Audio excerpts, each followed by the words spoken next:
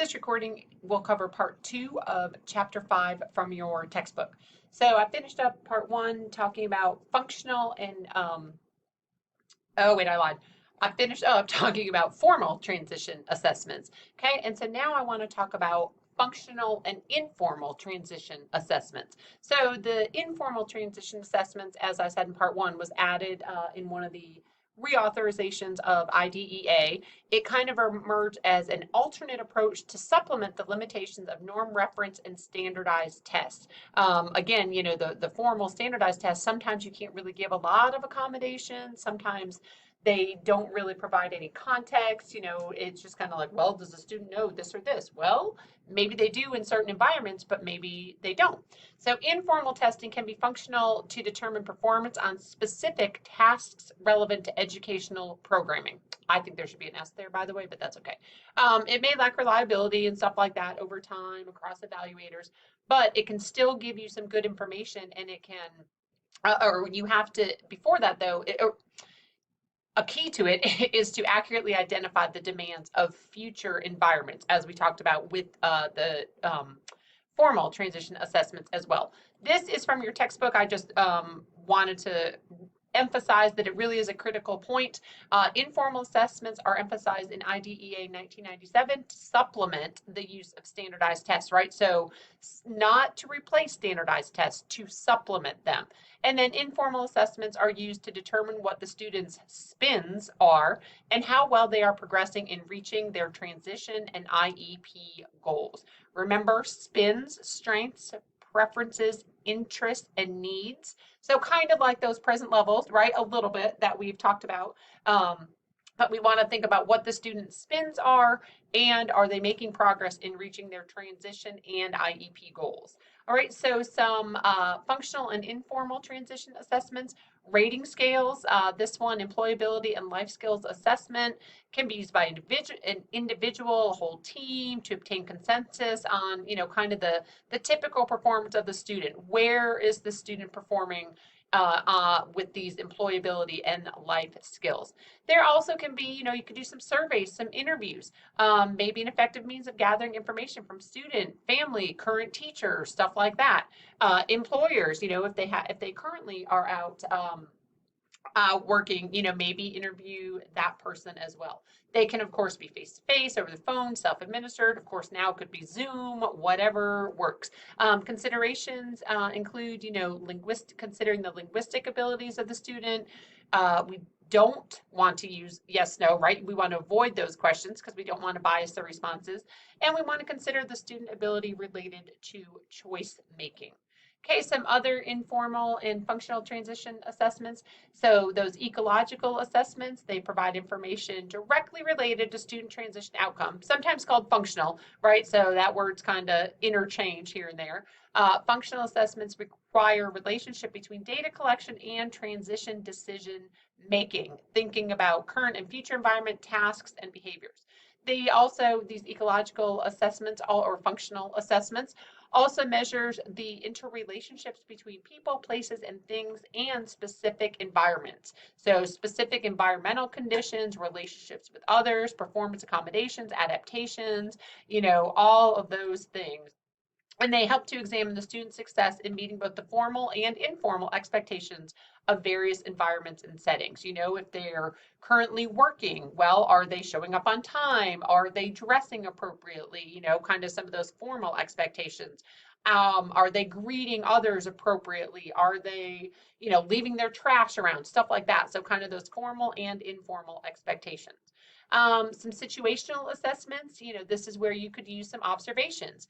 You could measure a student's performance, behavior in a given work or community setting. Again, kind of going back to what I was just saying, getting along with coworkers, accepting criticism or feedback, following directions, but also things like crossing the street safely. You know, if they have to take any sort of public transportation, are they doing that safely? If they are using utensils to prepare meals or anything, are they doing that appropriately? Are they wearing gloves or whatever they need for that particular work or community setting? There are also curriculum-based assessments, or CBAs, where you can assess progress through a particular curriculum. Um, Better assessments use the criterion reference measures, like we've kind of talked about, reflecting real world expectations. I just cracked myself up, y'all, because I have a hard time with words today, apparently. I'm having a hard time. And they may have limitations for students oh my goodness, needing major modifications in the curriculum. So we want to think about that as well. Okay, there are also a few more task analyses. So this is where you kind of look at a task and break it down into very small steps to see if the student can perform that task or tasks successfully. So something as simple, like making a peanut butter and jelly sandwich, which to us, you're like, okay, you get bread, put the peanut butter on, put the jelly on, put it together, eat it. But in reality, if you were to break it down as a task analysis, it's a lot more discrete behaviors than that, right? Like, oh, you take the bread out of the cabinet or out of the refrigerator, you open the bread bag, you take out one slice of bread, you take out a second slice of bread, right? There's a lot of little steps. So can the student handle that and perform that task, whatever that task might be, successfully? Portfolio assessment, just kind of compiling an accumulation of their students' work across various academic and performance areas to represent again, that holistic level of achievement. You also might need to conduct some behavioral assessments, which might be anecdotal recording, antecedent events, what happens right before the behavior.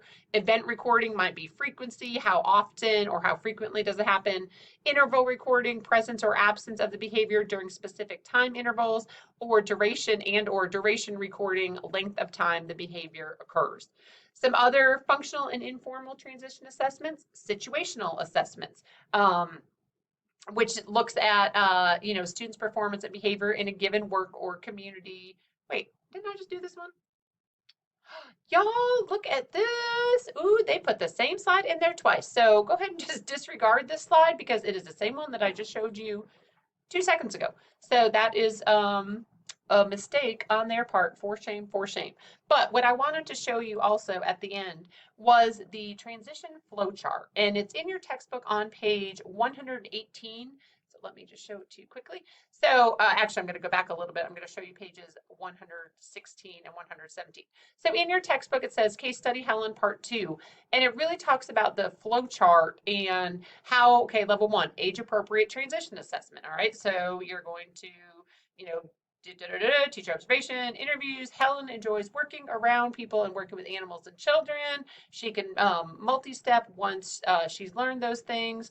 Okay, so now how are those assessment findings going to drive her measurable post-school goals? All right, well, we determined she enjoys taking care of animals, being around people. So her post-school goals are employment. She will work with animals and or children part to full-time in her community. Sounds like a great goal for Helen. She will receive on-the-job training and competitive employment related to working with animals or children, and an independent living goal. Upon graduation, she will live independently with support and roommates in an apartment or house. So that is apparent, is what is appropriate for Helen, that she could survive or she could be independent, with roommates.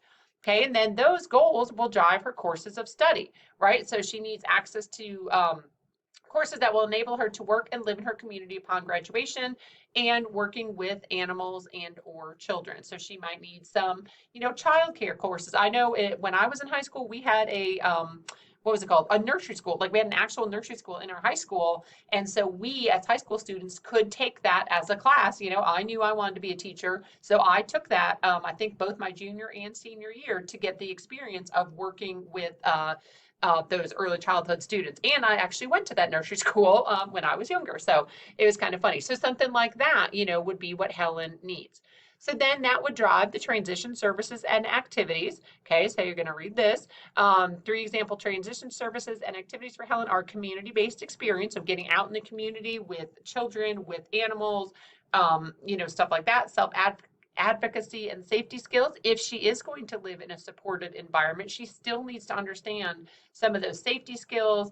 Don't let strangers in, don't touch a hot stove, stuff like that. She needs to understand that, and she needs to maybe join a job club or something like that that her high school might offer.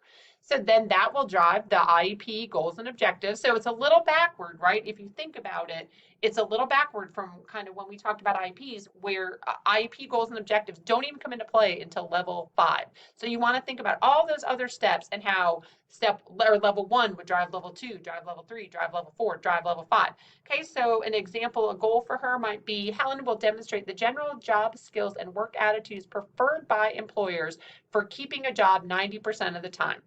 Okay, and this gives you a little more information, of course, about that. And then here's what the actual flow chart looks like. I just thought this was really beneficial to point out to you all. And again, this now is on page 118.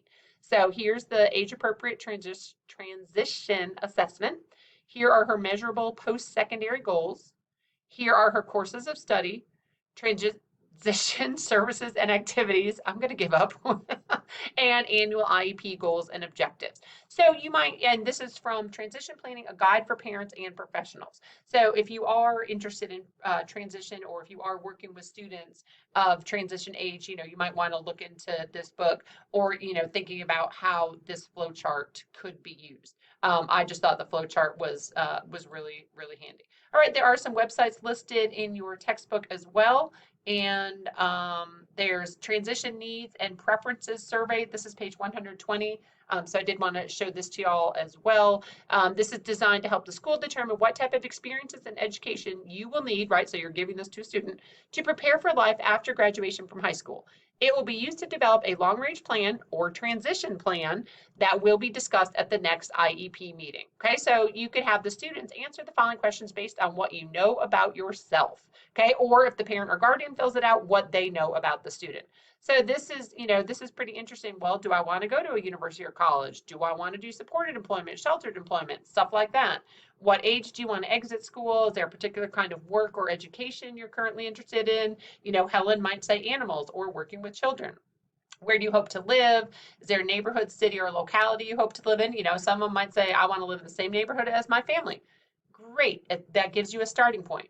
What types of community participation do you hope will be available for you as an adult? And think about what you do as an adult.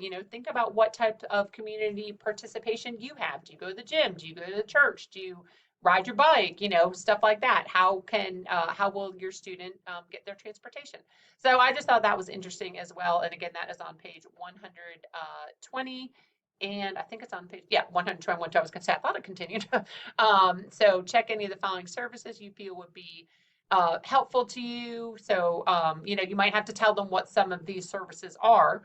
And then that's about it. So again, that is from Transition Planning, a guide for parents and professionals. That's from page 9. So that's it for chapter 5. I'll see you later for chapter 6.